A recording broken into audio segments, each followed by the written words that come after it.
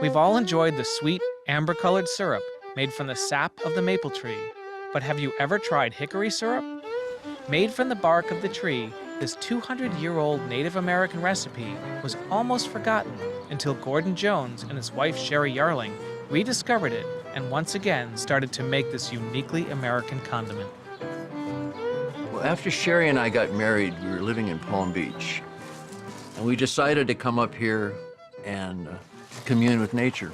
And I stumbled onto this recipe to make hickory syrup.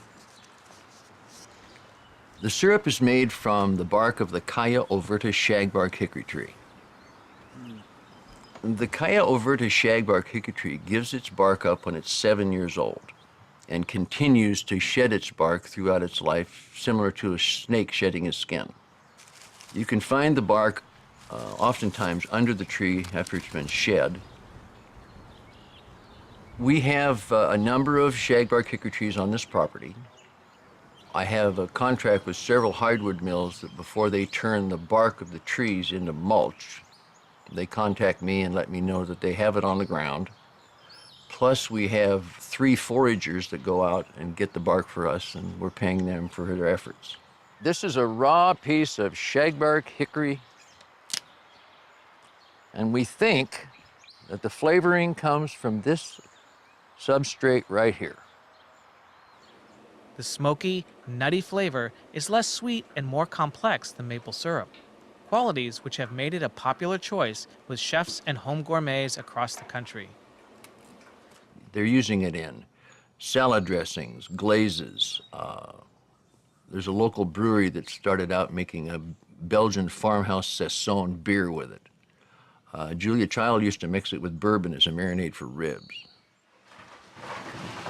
The first thing we do in the process is that we take the bark into the kitchen, and it is put in a drum that I designed that rotates and water's injected into it to remove the lichens and the moss and stuff that's already on the bark. It then goes into what I call a cross between a wok pot and a pressure cooker. This was originally a Vulcan Hart jacketed commercial coffee maker that made 14 gallons of coffee a minute. They used it in military installations and prisons. And I converted this to get the flavoring extract out of the bark for the first stage. It then goes into a sugaring tank where a proprietary formulation of sugars is used. Then it goes into the evaporator, which is similar to the Vermont maple syrup evaporator.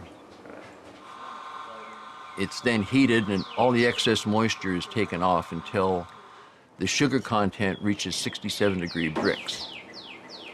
And that's gauged by using a hydrometer and a stainless steel cup. And then it's filtered and bottled. They say that the best way to find a new way of doing something is to hire a lazy person, and one that doesn't have any money. So consequently you have to invent things or find something that's present in the world and convert it to your process. So rather than buy a $5,000 stainless steel mixer, I converted a reversible drill to the mixing process. The steam that is emitted during the evaporation process was filling up the kitchen with so much steam that I converted a household vacuum cleaning system to extract the steam out of the building. So I think the basic thing is just find a need and fill it. Gordon and Sherry are Hickory Works' only employees, yet they produce about 1,000 gallons of the hickory syrup a year, and it's all done by hand. The actual formula is in my head and in a safety deposit box. So for all intensive purposes, we're the only people making shagbark hickory syrup in the known universe. We haven't paid a nickel in advertising in 18 years.